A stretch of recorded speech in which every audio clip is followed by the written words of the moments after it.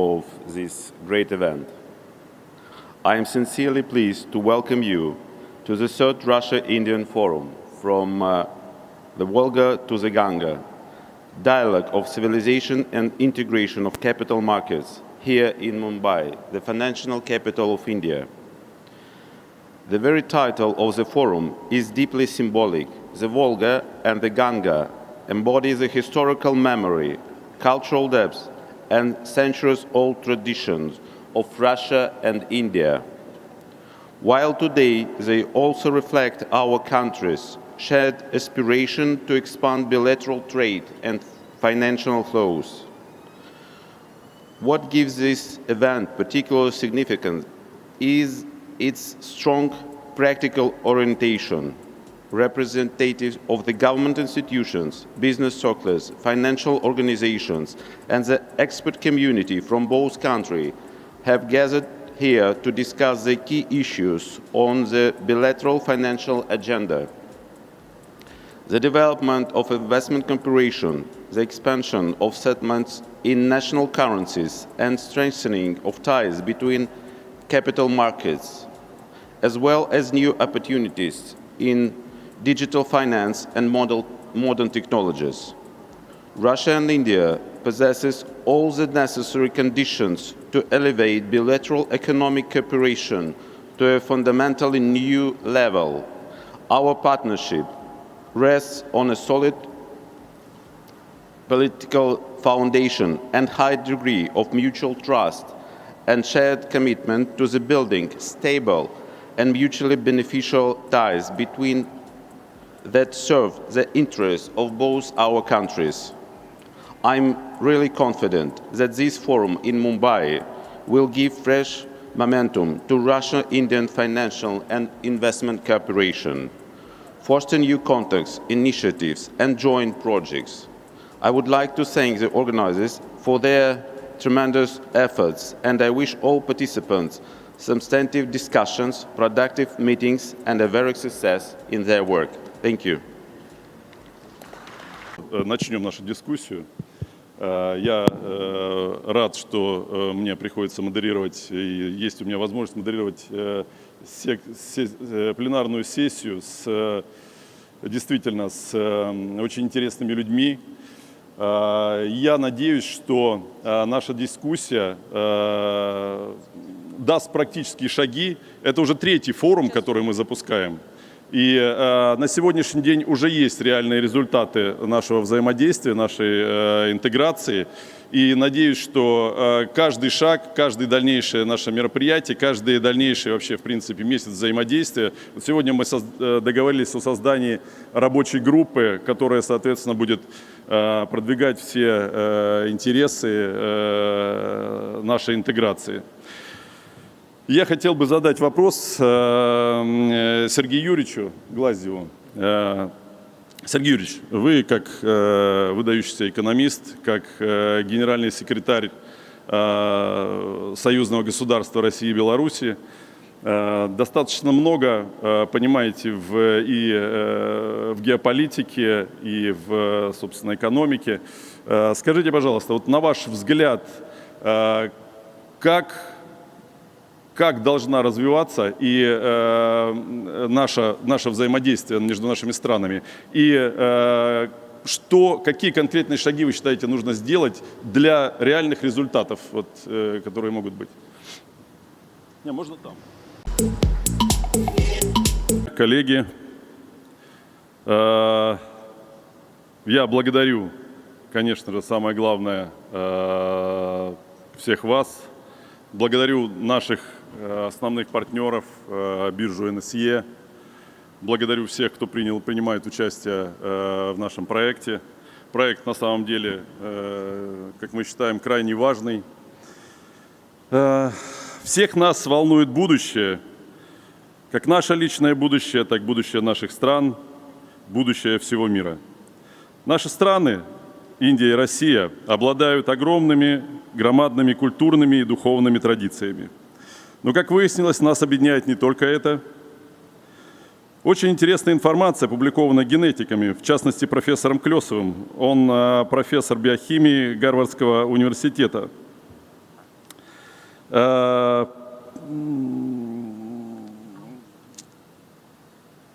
Несколько лет назад он возглавлял программу изучения генетики стран народов. Так вот, они выяснили, что у индийцев и у русских есть единый предок. Я думаю, именно поэтому индийцы любят русских, а русские подсознательно, естественно, любят индийцев. Это интересная информация, которая открывает перед нашими народами огромные возможности культурного единения. Перейдем к другой информации, которая тоже послужит катализатором новых мыслей, возможностей. По расчетам наших аналитиков, к 2030 году мировая экономика будет выглядеть следующим образом. Китай займет почти что 33% мировой экономики. Северная Америка, это США и 45 государств, займет 16%. Европа, включая Прибалтику, порядка 14%. Россия 3%, Индия 10%. Таким образом, мы можем видеть, что образуются два мощных экономических магнита. Эти магниты мировой экономики могут поглотить экономики наших стран и поставить нас в зависимость от них. Это, к сожалению, может произойти естественным путем. Но Россия и Индия заинтересованы в сохранении отношений со своими друзьями, со всем миром. При этом ни одна из наших стран не хочет и не желает превращать существующее сотрудничество в зависимость. Данная ситуация в геоэкономике сама показывает нам лучший выход. Это создание стратегического союза России и Индии. Индия располагает одним из крупнейших в мире кадровым потенциалом, научно-техническим кадровым потенциалом. Россия обладает колоссальными ресурсами и технологиями. Очень мало сфер, в которых наши страны конкурируют. В основном мы будем дополнять друг друга.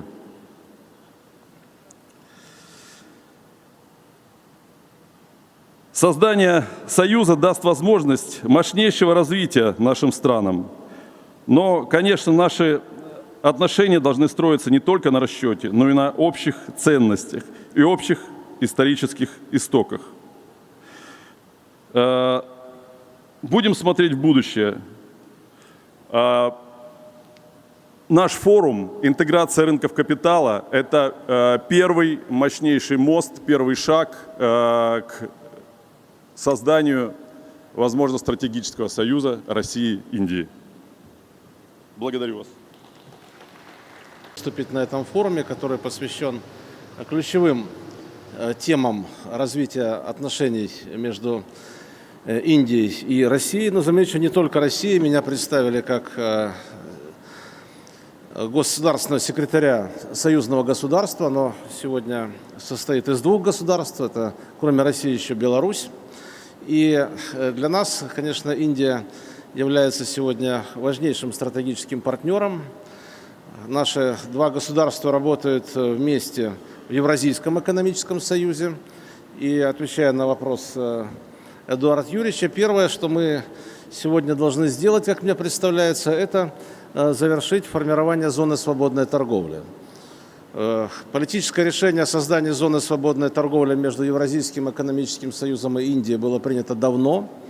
Уже несколько лет ведутся переговоры. Как правильно коллега Греков сказал, наши экономики дополняют друг друга. Но на сегодняшний день мы видим, что в развитии торговли и в развитии нашей кооперации очень много узких мест. Проще всего, казалось бы, создать привилегированную зону свободной торговли. Этот вопрос, который мы успешно решили с Ираном некоторое время назад.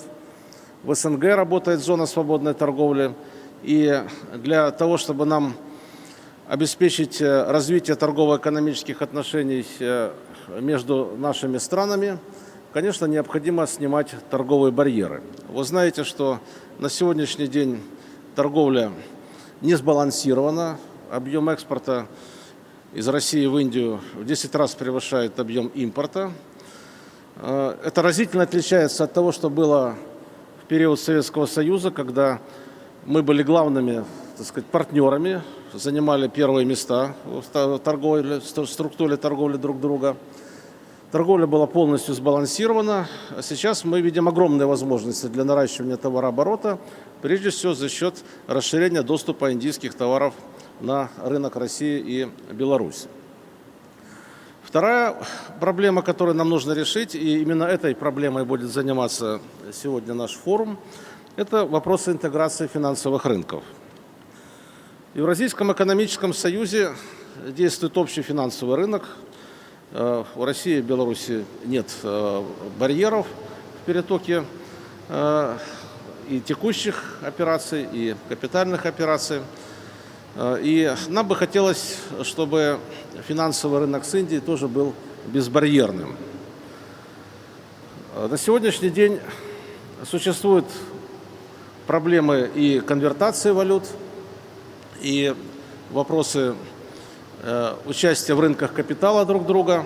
Это ключевая тема, решение которой сегодня как нельзя лучше подходит наша площадка NSE. Я благодарен организаторам, мы уже познакомились в Москве некоторое время назад, за то внимание, которое вы уделяете этой тематике. Но прежде чем сказать о том, как мне представляется, нужно эту задачу решать, буквально несколько слов я хотел бы посвятить более широкому контексту, который мы обязаны учитывать при рассмотрении наших двухсторонних отношений. Речь идет о ситуации в международной экономике. Почему-то не срабатывает пульт. Поставьте, пожалуйста, первый слайд. Наверное, надо включить как-то. Да, ситуация в международной экономике идет очень сегодня турбулентно, сложно. Здесь просто для наглядности я представляю результаты разработок нашей Академии наук, которая структурировала глобальное экономическое развитие за период индустриализации, начиная с XVIII века. К сегодняшнему дню экономика уже не в первый раз вступает в турбулентный период, связанный со сменой технологических и мирохозяйственных укладов. Примерно каждые 100 лет происходит смена циклов накопления, системных циклов накопления капитала, и мы видим перемещение центра мировой экономики с запада на восток. Россия в этом процессе участвует очень активно. Буквально за последние 4 года наша торговля развернулась с запада на восток, и этот процесс продолжается. Очень важно понимать, что смена вот этих циклов накопления капитала, или, как мы говорим, мирохозяйственных укладов, всегда проходила через мировые войны. Прошлый такой цикл закончился с Второй мировой войной, и в завершение этого цикла Индия получила независимость. Смена циклов, вековых циклов в прошлый раз шла через Первую и Вторую мировую войну, которую Британская империя пыталась использовать для удержания своей гегемонии. Сегодня такая же картина наблюдается во взаимоотношениях между США и миром, где американская властвующая элита пытается удержать свою гегемонию путем развязывания войн, торговой войны с Китаем, финансовой войны с Россией, прямой войны с Ираном. Исходя из долгосрочных закономерностей экономического развития, можно прогнозировать, что успеха в этих войнах США не достигнет, и на наших глазах происходит распад Пакс Американо. Переходный период начался с распада Советского Союза и сейчас завершается распадом Пакс Американо. И снова мир проходит через мировую гибридную войну, но на этот раз Индия не просто получает независимость. Индия становится одним из главных участников мировой экономики, и центр мировой экономики перемещается в Азию, и образуется новый интегральный, мы его называем, мирохозяйственный уклад, где действуют две сегодня лидирующих страны, Китай и Индия, которые в сумме определяют и будут дальше определять в ближайшие 30 лет глобальное экономическое развитие, конкурируя друг с другом. Вы видите, это консенсус-прогноз, который показывает, что вне зависимости от того, как будут развиваться сегодня события в Иране, к 30 году центр мировой экономики окончательно переместится в Южную и Восточную Азию. И эти показатели дополняются сегодня и динамикой инновационной активности. Индия становится одним из лидеров мировой инновационной деятельности, динамикой не только производства, но и накопления капитала. И здесь возникает самый сложный вопрос, на который я хотел бы обратить внимание. Следующий слайд покажите. Главное противоречие текущего момента заключается в том, что страны, которые сегодня больше всех производят, это Индия и Китай, и быстрее всех растут, имеют очень небольшую пока долю на мировом финансовом рынке. Мировой финансовый рынок сегодня концентрируется в странах Запада, где, по сути, сложились большие финансовые пузыри. Скажем, финансовый пузырь деривативов в США достигает $2 квадриллионов. То есть вот этот дисбаланс между лидерством в производстве Индии и Китая, который будет продолжаться в обозримом будущем, и доминированием США и западных стран на финансовом рынке, и есть главная проблема переходного периода. Эта проблема будет решаться через глобальный финансовый кризис.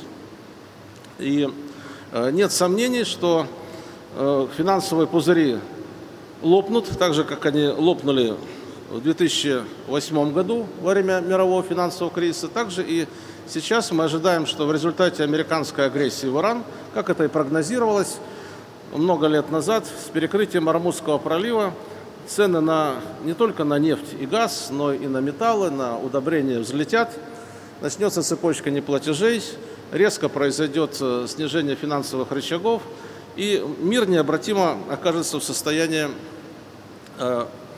глобальной финансовой катастрофы. Вопрос, как сделать так, чтобы эта катастрофа нас затронула в наименьшей степени.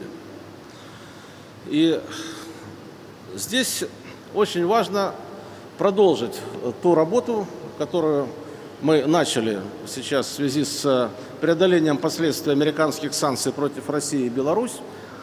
Первый шаг – это переход на расчеты в национальных валютах. В Евразийском экономическом союзе мы уже не используем доллар, евро, фунт.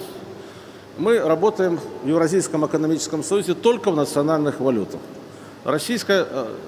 Торговля с Россией и Беларусью тоже идет только в национальных валютах. Мы почти полностью перешли на торговлю с Китаем в национальных валютах. И нам, конечно, очень важно, чтобы наши биржи, та, на которой мы сегодня здесь присутствуем, крупнейшая в Индии, доминирующая в Индии, и та, которая работает в Москве, нашли друг с другом каналы взаимодействия с тем, чтобы организовать и прямые котировки рубль-рупия, и облегчить расчеты по текущим операциям, снять вместе с центральными банками барьеры по капитальным операциям и таким образом интегрировать наши финансовые системы в национальных валютах. Но это только первый шаг. Торговля в национальных валютах, как мы сегодня можем по российскому опыту судить, вещь достаточно дорогая и рискованная. Приходится использовать кросс-курсы, приходится прибегать к архаичным методам проведения платежей и расчетов. Все это сопряжено с дополнительными издержками. Поэтому следующий шаг – это использование цифровых национальных валют. И, насколько я знаю, Индия, как председатель сегодня в БРИКС, планирует поставить вопрос о расширении использования цифровых валют центральных банков в международных расчетах.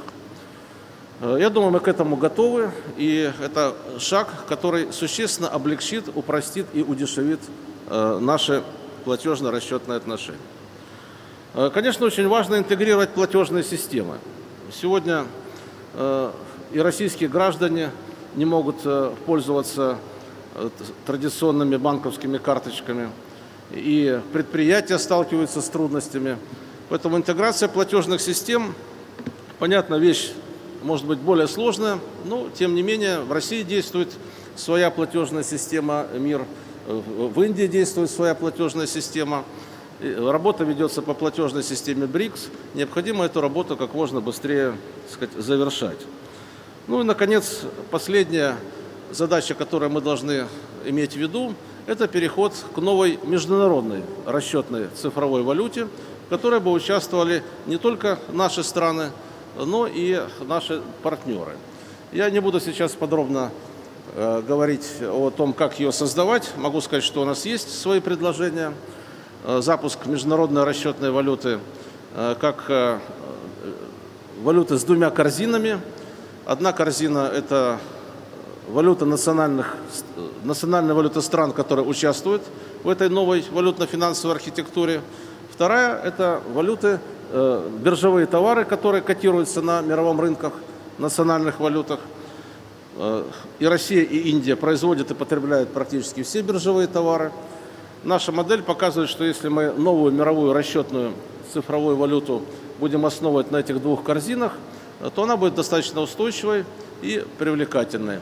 Я попрошу, у меня пульт не работает, просто дальше пролистать презентацию с тем, чтобы было понятно, так сказать, логика наших рассуждений. В завершение хочу сказать, что очень важно, чтобы эта валюта была оформлена как международный договор.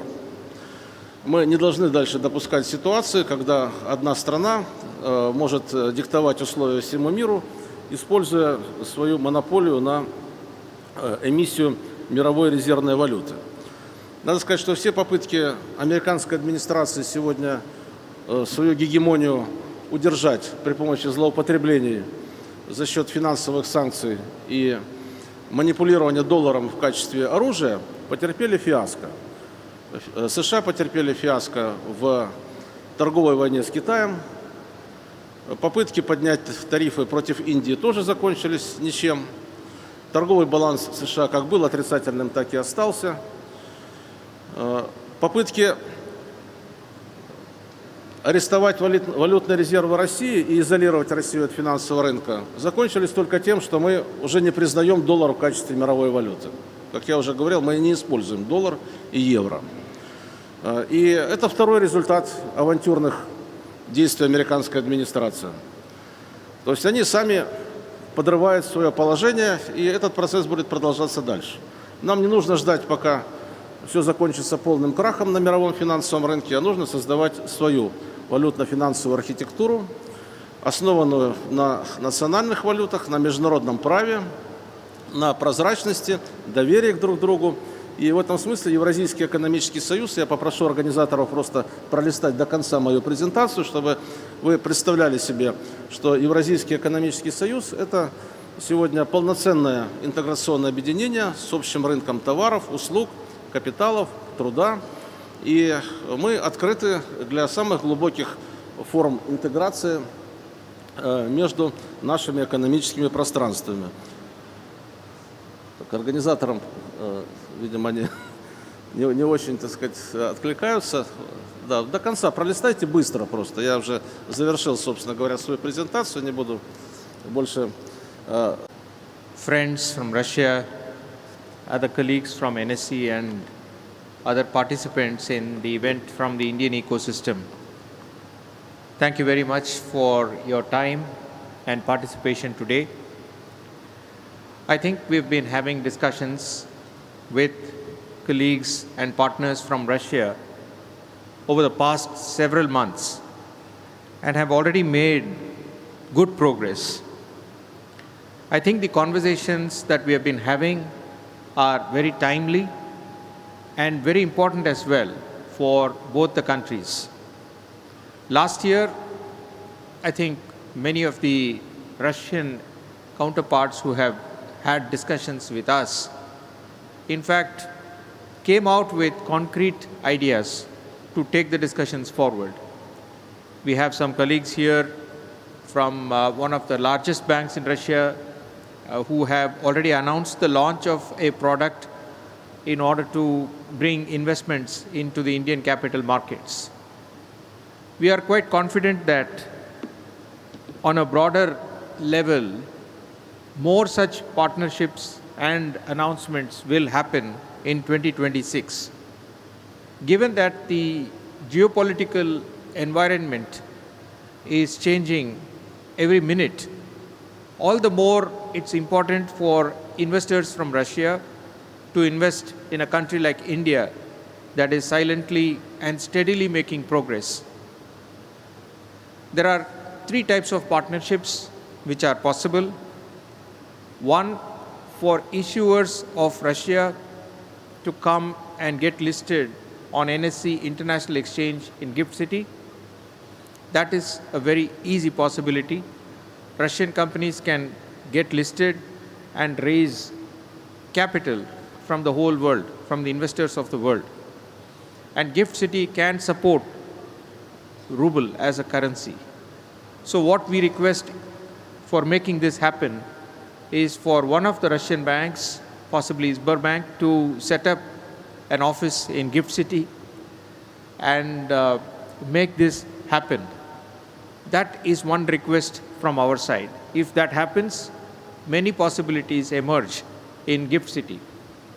Secondly, issuers of Russian origin, as in subsidiaries in India that are owned by Russian enterprises, can get listed on NSE here in rupee terms. That is always an opportunity. Russia can look at foreign direct investments into India, enter the sectors where they want to be present in India, and participate in India's progress and development. That is a live possibility. We have seen that happening from Korean companies, from Japanese companies. If I have to give you an example, Suzuki has been in India for a long time. They helped introduce the first small car in India about 35, 40 years back. But the more interesting thing is that Suzuki is valued twice of the amount of valuation of what they have seen in Tokyo. So listing on NSE has made that valuation possible for Suzuki. Although Suzuki in India makes only 50% of the revenues of Suzuki, the global parent. So this is the magical valuation that NSE makes possible. So for issuers from Russia, similar stories can be created over a period of time if we make the beginning now and take the formative steps. Secondly, like I said before, investors from Russia can participate in not just the top companies, the Nifty 50 companies, but also the other emerging companies. India has about 250,000 startups and about 250 unicorns. And many of these companies have a lot of potential to become big over a period of time. So the opportunity is for Russian investors to participate in these emerging, very valuable companies. Like our respected invitees from SEBI and RBI have already mentioned, the necessary approvals can be considered, and maybe a working group can be put in place to articulate the requirements better to our regulators for their consideration and necessary approvals. Lastly, I think intermediaries from both Russia and India can work together. Credit rating agencies, for example, have a role to play when it comes to bond listing in India. And so we have CARE, one of the credit rating agencies, on one of the panels. I'm sure they will throw light on how the mechanism works for bond listings in India, both on NSE here and on NSE International in Gift City. I think we are having these ongoing engagements between both sides, which is a great signal. We have never had such engagements in the past many years. So 2025 was a breakthrough year for us as far as Russia is concerned, and we hope to take that momentum forward in 2026 and beyond. We have already seen some really important outcomes emerging from these discussions and engagements, and I'm very, very confident that the future is going to be bright and beautiful for both the countries. Thank you very much once again. Dignitaries, respected colleagues from Russia and India, ladies and gentlemen, a very good morning. I'll answer your question, sir. Let me just cover a few brief background, which is to reflect on the sound relationship, friendship that we have between India and Russia. And really grateful for providing this platform, because platform like this provide us an opportunity to reflect on the broader journey of our economies, markets and institutions, and how cooperation between our nations can help shape the next phase of growth. Thus, aptly named From the Volga to the Ganges, Dialogue of Civilization and Integration of Capital Market. We are meeting at a time the geopolitical developments, rapid technological progresses, shifts in trading patterns are all reshaping the global economic order. In this backdrop, as two large economies with deep civilization traditions and long-standing cultural and economic ties, India and Russia have an immense role to play. Talking about India, India has remained the fastest growing major economy with GDP growth projected at 7.3% in the current financial year. And we are projected to become the third largest economy in the world around 2028. Keeping pace with the growing economy, the capital markets have also witnessed remarkable expansion, with market capitalization growing more than fourfold to approximately $5 billion in last decade. During this period, the market capitalization to GDP ratio has increased from about 81% to around 130%. Equally significant has been the expansion of investor participation, with more than 140 million unique investors today, which has grown up 3 times in last 6 years. The future is also equally brilliant, because SEBI survey suggests that though only 9.5% of households invest in security market, 22% are actually looking to invest in future. So that's a very positive sign, and we are very confident that within the next 3 to 5 years, this number of 140 140 million unique investors would double. SEBI, together with the market ecosystem, is also co-creating various technologically enabled solutions, facilitating ease of market access along with reduction in cost of doing business, thus democratizing the access to security market ecosystem. These include encouraging use of artificial intelligence, rolling out a pilot project on tokenization, etc.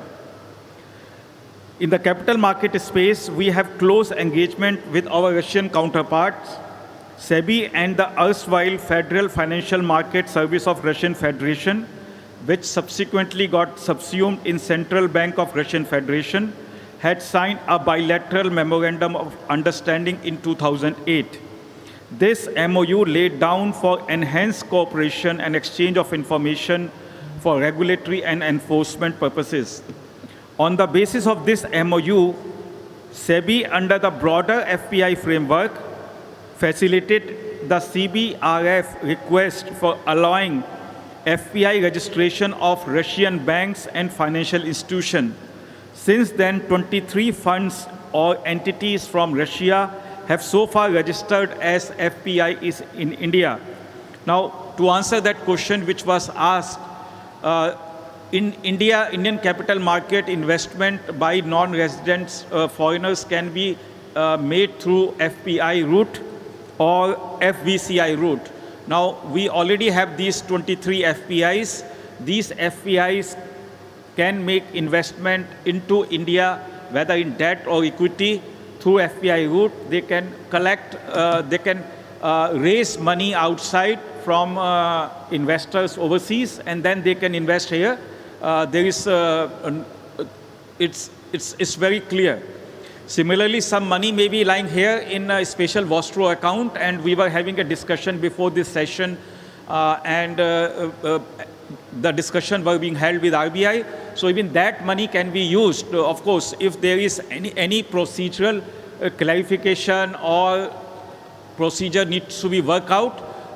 As was suggested in the earlier program, we can have a working group to sort those technical issues. But there is tremendous opportunity to invest in Indian equity market with the kind of correction which has taken place now in last few months, particularly after the war that has broken out. The Indian equity market is now quite, valuation is quite attractive.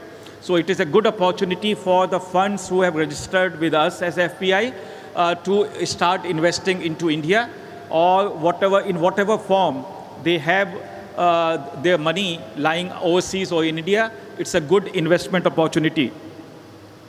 Now, it is also important, like what we have seen, that some other countries have used Indian market to raise fund for investment into India. Now, India also, it was said earlier, has a very good labor force. So this economy can also be used for manufacturing activity or some technological development, research activity, and for that purpose, Russian company can incorporate subsidiary in India, and that subsidiary can come out with IPO in capital market. We have seen some countries who have done that, and their subsidiaries valuation in India is more than the valuation of their parent company overseas. So there are many examples of such kind of valuation which Indian market has given to subsidiaries of foreign companies. So this is also a good way to look at in what form Russian companies can make use of Indian market, strong market, can make use of Indian technological development, can make use of Indian cheap labor force to start doing economic activity in India using capital from Indian financial institutions or Indian retail investors. That could be a win-win situation for everyone. So friends, this is something that tremendous opportunity that is taking place, and we need to come closer. We are already have a very good friendship with Russia, but surely the kind of opportunities which have come up recently, this relationship needs to be taken to a new height. So just to mention that SEBI is also a part of India-Russia Working Group on banking and financial matters, and actively engages in discussion and provides its input. We also regularly interact with Embassy of Russia, CBRF, and other industry representatives on matters pertaining to cooperation and financial market. Recently, there have been Sberbank and JSC First Asset Management who came to India, met us, and we interacted with them, looked at opportunities that lies ahead for both countries. So, friends, I'm sure that with these kind of opportunities that are available and discussion that are going to take place today, we are going to have an opportunity to reflect on this situation and see how we can move ahead with more focus and so as our economy is growing larger and interconnected, so we are aware that the role of regulators are very important, and therefore SEBI and RBI is also here, who is going to speak next. We are fully committed that we can work together as a part of working group. We can provide whatever solutions, whatever problem you are facing, we can work out the solution so that India and Russia, there is a deeper cooperation in financial market and we take these two countries to a new height. It was said earlier that probably India and Russia have common ancestors. I mean, we know for sure that there is tremendous love for Russia in India, and also tremendous love for Indian in Russia. I mean, we are aware how Raj Kapoor movies were so popular in Russia, and I am sure this love will go further.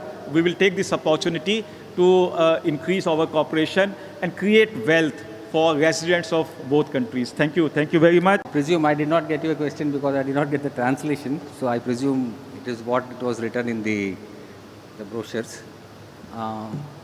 Yes, sir. At this point in time, if you look at, I mean, basically I'm here to speak about the use of national currencies for cross-border transactions, specifically use of, in the context of this forum, how we can use local currencies for facilitating transactions, which could be capital account or current account. Now, if you look at the broader context, we are an aspirational country, and like earlier pointed out in this speech, we are a large economy. We are going to be the third largest in some point in time in the future. And if you want to play a global role, it cannot be done without the country's local currency having some place in the international trade framework. So one aspect is that, yes, as a country which is aspiring, we need to see that our currency also get traded, and that holds good for the Russian also. The second part is that when cross-border transactions do happen, then we need to see that how we can make things easier for the exporter fraternity, either sitting this side or the other country. So when we have local currencies, basically then as far as the exporters go, then we see that their problems, especially with respect to foreign exchange risks, are quite a bit reduced. Of course, this gets passed on to the banks which are going to manage these risks. So with this view in mind, if you see, we started this journey of promoting INR, at least for the trade transactions, a few years back, when we started allowing INR to be used for trade settlement. So any cross-border transactions, we permitted even INR to be used as a currency for settlement. And then we followed with those guidelines which we spoke about. I mean, Mr. Varshney spoke about these SRV accounts being allowed to be open. And a big thrust for us that has been the trade with Russia, and where we have close ties. So we came out with these directions which put in place a framework which allowed rupee to be used for settling cross-border transactions. Now this has come up in a big way. We are seeing that a lot of transactions, especially India-Russia transactions, happening in INR.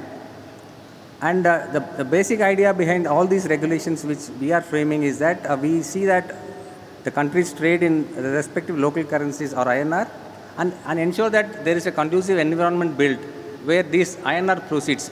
Typically, when two countries don't have a trade balance, then there will be accumulation of local currencies, in this case INR getting accumulated. So we are trying to find avenues where this money can be put to good use. In the case of Russia, we are trying to see that whether it can be put to good use in the domestic economy, like maybe the capital markets or in real economy or whatsoever.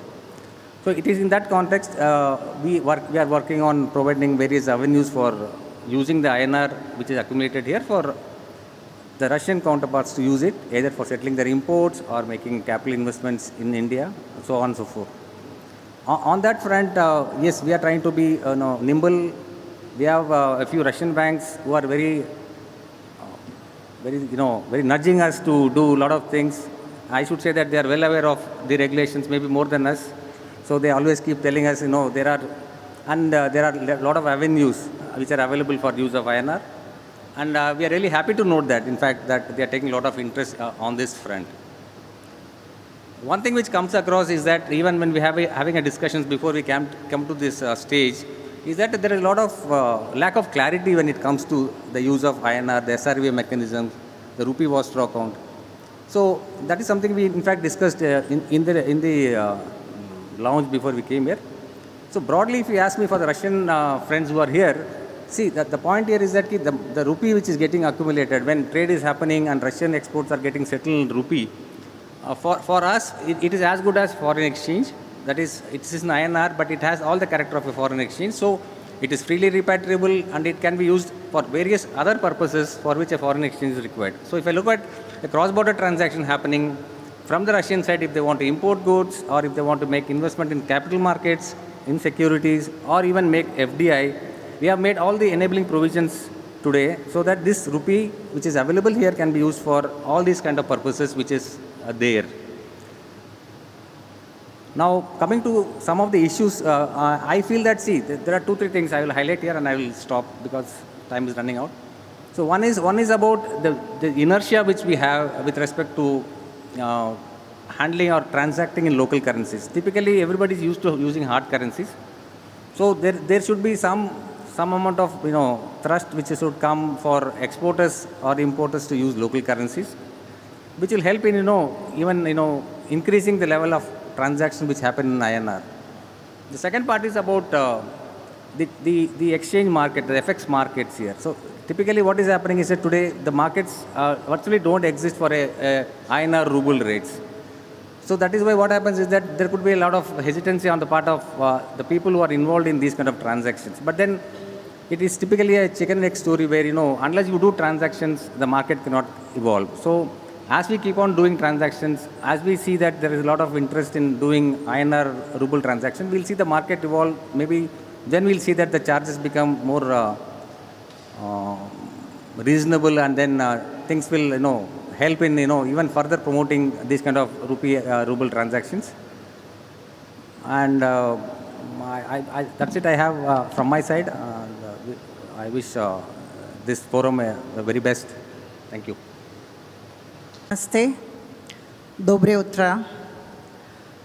It is really an honor to be present in National Stock Exchange today to initiate dialogue between Russia and India capital market. I really appreciate our friend Mr. Grikov, who is working from many years to do this initiative. He came to India frequently, he lives in India. Our friends, Dr. Conclave and many friends from Russian embassies here. So we were continuously trying to organize this dialogue of civilization of capital market. Today when we are standing in National Stock Exchange, our message of India-Russia cooperation is going to whole financial world. So this is really a landmark event today on the occasion of many festivals in India today. So we congratulate all Indian friends on today's festivals, especially Eid and Gudi Parva of Maharashtra, and many Tamil and state festival are going on today. So this is our heartfelt feelings of Ganga to Volga and Volga to Ganga civilizations. Recently, I would like to remind you the landmark historic visit of Vladimir Putin in India in the month of December. It was really a great initiative in the history of India-Russia friendship when $100 billion agreements were signed in different sectors, especially in energy sector, security sector, and environment. So it will usher new cooperation of India-Russia companies and programs, which will on the way. Because now, as Mr. Grikov initiated question for me, that how BRICS is developing. Are we having challenges to grow the BRICS cooperation? So these are the questions which we have to answer, and new world order is going on. We saw that how wars are impacting in our countries, and how energy crisis is developing, how people are searching new roadmaps in the trade. Tariff exposures really shake the economic structure of all countries. But now all countries are searching new cooperation, new initiatives. And under that, BRICS importance is rising. Everybody knows that how BRICS countries are sustaining from COVID time, during this economic shakes, and now when dollar is de-dollarizing, how our local currencies are important, and how we can cooperate with each other in local trades. So regional to global is important, and these are the situations when financial market is very important. As our colleague Sitaramji mentioned, that now the exchanges and cross-border exchanges are very important issue. When de-dollarization is happening, how the next local currencies will rise and how we should make the balance. So these are the important questions which we need to answer at the capital markets, at the government level, policy level, and strategic partners need to think together, and this dialogue is very important because every business and every government strategies will sustain on financial strategies. If we have good financial collaboration, rupee-ruble management, then our business will certainly raise. And as President Putin and Narendra Modi ji signed $100 billion agreements, to sustain these agreements, we need good cooperation between our stock exchanges, our financial markets, and our banks' financial instruments to make it successful. So this dialogue is very important once again.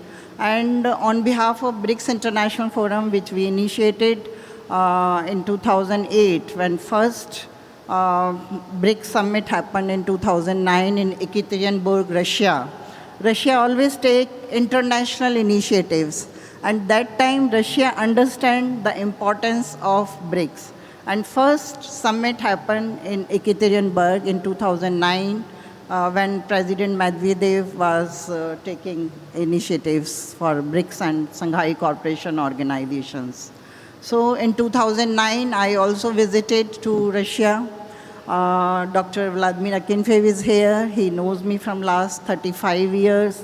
And he gave us all the time inputs that how we can sustain India-Russia relation in all bad time. Because India-Russia faced always challenges.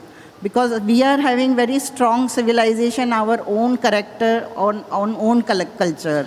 So sometimes we don't adjust in our Western, I can say, civilization which was raised during last 80 years. So we always face, but in all good or bad time, we are together. And we always, in all time, we prove that our friendship is trusted and we are the good and best partner for each other. So this is the importance of our friendship. And under BRICS lines, because this year India is the chair of the BRICS summit, and India is having very high pressure between Western world and BRICS new orders. Western world is always having pressures because recently, after President Putin visit in India, European Union delegates came very frequently, and on 26 January, very big deal of European Union signed with India, and they are saying this is a super deal. And after that, America also came, and they also signed very big deal with India. So India is always non-violence and non-group, non-alliance country, and we always respect all the culture, all the religions, and all tradition. And under this, we are also partnering with all economies and all economic shifts. But under that, BRICS is important because in Global South, we are having more countries and more opportunities for the cooperation. So BRICS is having another new horizon where we have to think how we can work together under different tradition, cultures, and economies and currencies. So this is very important that we should have such dialogues frequently and we should find solution. I know that we are having language problems when we goes in BRICS programs. Many times we are having translators problem and translations and real words not reach to the strategic and government alliances. But we are solving, and now new instrument, digital civilization is coming up, and we are entering from Web 2 generation to Web 3 generation, where new financial instruments are developing, and new financial instruments are giving strength to our movements, our progress. and our sustainable development for future, for next generations. So now we are entering, because in program I saw you mentioned. После всех докладчиков думал я пару минут назад, это приятно и опасно. После этого вопроса, который всегда модератор задает неожиданно, никогда не знаешь, какой вызов он выдвинет перед тобой, оказывается, еще и это требует какого-то напряжения ума. Почему выступать приятно? Докладчики все выступили очень содержательно и фактически сделали всю работу. Это было, как говорится, great job.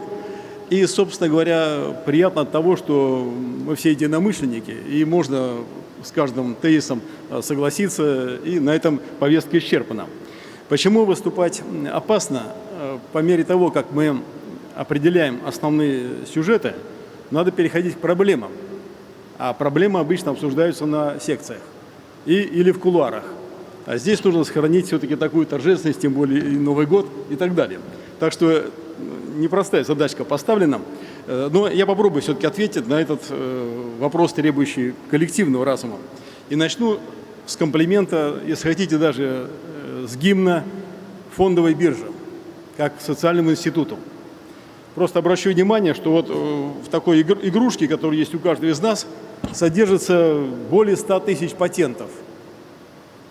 В миллионе этих изделий содержится много килограмм, десятков килограмм серебра, золота, палладия, меди. И биржа в этом смысле – это нечто посерьезнее и посодержательнее, чем любой мобильный телефон. Потому что биржа, как социальный институт, все-таки возникла несколько веков назад. И на сегодняшний день именно в операциях на фондовых рынках, на финансовых рынках представлены самые современные технологии. Цифровые, искусственный интеллект, генерация ботов, кибермошенничество, кибератаки и создание даже нового какого-то типа человека. Это все представлено на фондовой бирже. В этом плане это большая ответственность быть впереди технического прогресса. Но в то же время есть и побочный продукт этой деятельности. Если здесь вершина человеческой науки, не только экономической, вершина также деятельности и вершина богатства, потому что где, как ни здесь, могут быть созданы стремительно и быстро фантастические богатства, выходящие за обычное какое-то линейное развитие. Здесь возможно превращение капитала в буквально молниеносное. В этом, конечно, сейчас помогают роботы, тем не менее. Но побочный продукт этой деятельности – это, конечно, зазнайство, чрезмерная гордость и высокомерие. И в пределе это приводит к тому, что мы сейчас имеем в той самой ситуации мировой экономики, точка, где мы находимся, это называется точка высокомерия и исключительности. То есть, если мы говорим о диалоге цивилизации, диалог предполагает равноправие. У каждого есть судьба, у каждой цивилизации, у каждой культуры есть судьба, свои взлеты, падения, проблемы, достижения во всем, в литературе, искусстве, живописи, в цветоводстве и так далее, в быту, промышленности и прочем. Но, собственно говоря, одно из таких, получается, достижений, вот это самое высокомерие. И ведь у нас, получается, рабочий язык все-таки не хинди и русский, а английский и русский. И это существенно, потому что за этим стоит некоторая всеобщность, вот эта большая глобальная цивилизация, которая предопределяет определенные правила. И не случайно, что вот здесь есть облако тегов, и одно из самых важных определений – это социальная фондовая биржа. То есть индийский бизнес, индийское государство и общество все-таки акцентируют социальную ценность, социальную ответственность деятельности финансовой. Это очень важный момент. Не на каждой бирже это можно увидеть. Мне доводилось бывать на самых разных биржах, и так не везде это есть.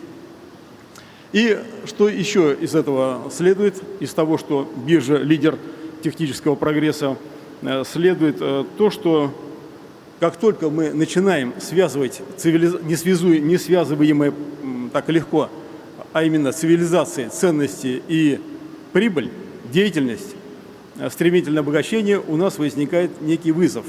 А сколько стоит доверие? Если, получается, трудно или невозможно пользоваться финансовыми инструментами, теми же карточками в наших двух странах, то, собственно говоря, получается, есть не интеграция, а дезинтеграция. Если возникают проблемы с платежами, расчетами, значит, тоже нет интеграции, значит, есть проблема. И это имеет свою ценность. Лучше все это знают страховщики, потому что возникла проблема, и сразу взлетают, так сказать, ставки страхования, фрахта и так далее, и так далее. Так что это все имеет ценность. А введена ли эта ценность в оборот на фондовой бирже? Вот он, один из важнейших вызовов момента. Второй пункт, который, мне кажется, важен для понимания, есть времена гармонии, есть времена наращивания гармонии, времена наращивания взаимопонимания, времена приятных, успешных, эффективных переговоров, есть времена, как говорится, Кали-юги. Она, может быть, не столь растянута, такая эпоха, но есть времена жестких споров, несогласия, противоречий. И что мы видим на самом деле? Да, для нас важен тезис интеграции, но то, что происходит даже в этом году в мире в отношении целых стран, это в боевых уставах сухопутных сил, вооруженных сил США называется дезинтеграция. Метод дезинтеграции. Достаточно убрать руководителя страны, вплоть до тюрьмы.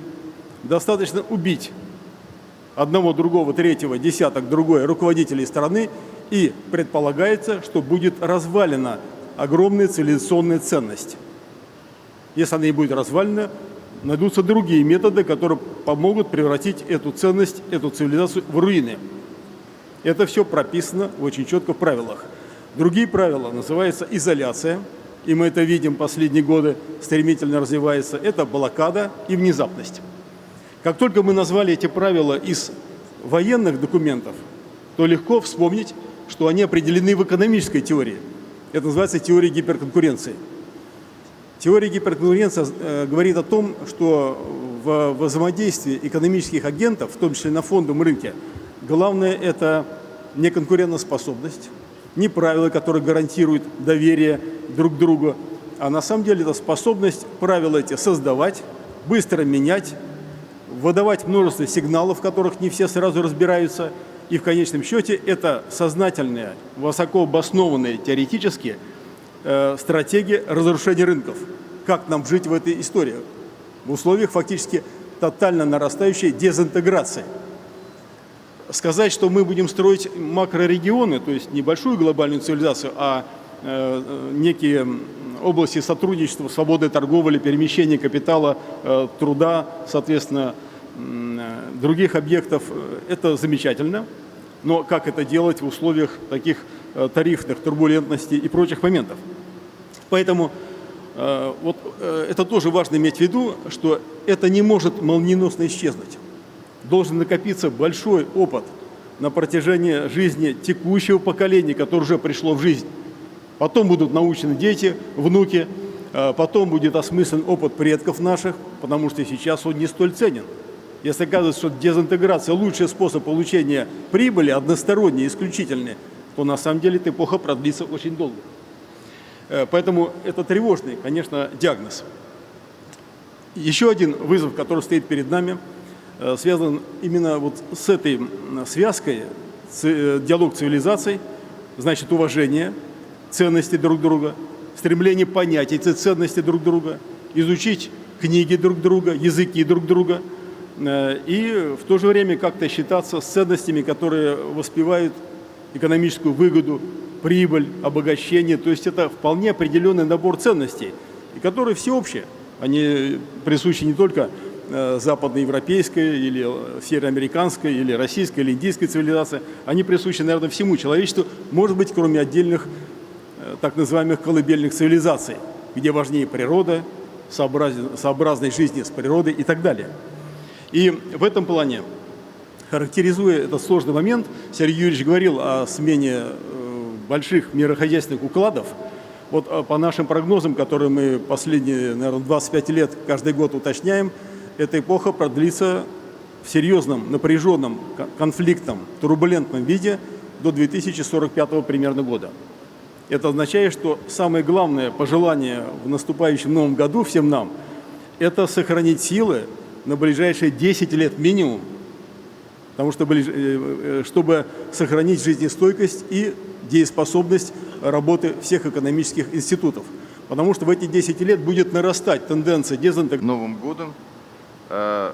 Мы действительно к этой теме обратились уже достаточно давно. Изборский клуб существует 14 лет почти, и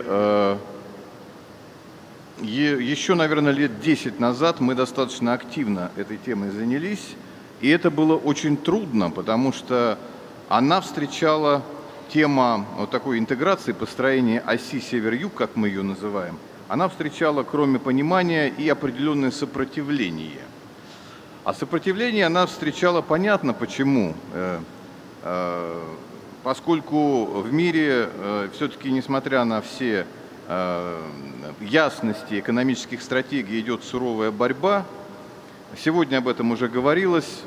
Мир последние десятилетия формируется по принципу поляризации, формирования мощных полюсов, двух магнитов, о которых говорил господин Греков.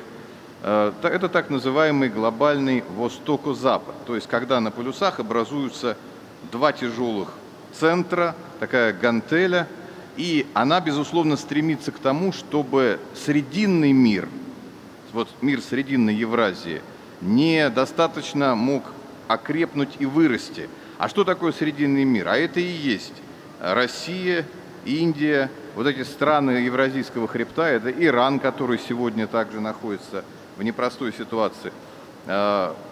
Изборский клуб это все, так сказать, видел. У нас достаточно серьезный прогностический взгляд был и развивался все эти годы. И в 2022 году мы наконец-то сформулировали такой большой доклад, большую работу, которая называется «Аркаим-21». Она вышла сначала в журнале, потом вот в виде книги. Она доступна на наших интернет-ресурсах. И, используя сегодня искусственный интеллект, вы можете перевести с русского, если вы не владеете русским, и посмотреть основные идеи. Я, конечно, их все не перескажу, но я скажу самые главные вещи, которые мы тогда для себя открыли. Вот этот глобальный Восток и Запад, который олицетворен в виде Большого Запада и в виде Дальнего Востока, прежде всего китайской цивилизации, он действительно объективно заинтересован в таком геостратегическом растаскивании ресурсов по полюсам. Для нас, в данном случае я имею в виду представителей вот этой срединной евразийской пространства, да, пусть это еще даже не общность, пространство, это представляет вызов. И поэтому в каком-то смысле к союзу, к построению оси север-юг нас подталкивают не только наши внутренние какие-то связи культурные, взаимопонимание, которые, безусловно, есть, но подталкивает вот эта природа вещей, природа исторических процессов. Поэтому мы, во-первых, тогда уже это прогнозировали, что это интеграционный процесс начнется. В 2022 году, когда мы выпустили доклад, произошел резкий скачок взаимодействия России и Индии, вы все прекрасно знаете. Мы сейчас находимся на гребне волны вот этого сближения, и это сближение будет продолжаться, несмотря ни на что. Возникает вопрос, в этой конфигурации оси есть такое звено, как Иран. Сегодня могут задать вопрос, а как же говорить об оси, если центральное звено под угрозой, если оно может выпасть. Но вы знаете, мы полагаем так, что военные конфликты, которые являются одним из элементов, одним из симптомов вот этого самого растаскивания по оси по оси восток-запад, эти все военные конфликты и на Украине, и на Ближнем Востоке, элементы как раз этой борьбы, вот этого растаскивания. Эти военные конфликты так или иначе завершатся. И я думаю, что даже то, что они происходят сейчас, это лишь повышает нашу мотивацию и наше осознание необходимости строительства суверенной оси. Потому что эта ось север-юг может и должна стать чем-то вроде третьего полюса. Для индийского сознания, я как философ могу сказать, это должно быть очень понятно, потому что разделение мира на два полюса, либо Восток и Запад, либо и Север-Юг, это мышление в двоичной логике. А индийская логика, как вы знаете, отличается от аристотелевской логики. это тоже древняя традиция. И такая категория, как Адвайта, известная, да, в индийской традиции, она как раз описывает то, что мир воспринимается сложнее. Journey from Russia to India across the 3 seas in the 15th century. It reflects an early effort to build trust across geographies, which is precisely what gives this dialogue renewed relevance today. The legacy of trust is especially relevant at a time of growing economic uncertainty and strategic realizations. The global economy today is being reshaped in many important ways. Trade policies have become less predictable, supply chains are being diversified, and financial flows are increasingly influenced by resilience as much as efficiency. In such a setting, economic partnerships based on trust must be supported not only by trade, but also by institutions and credible financial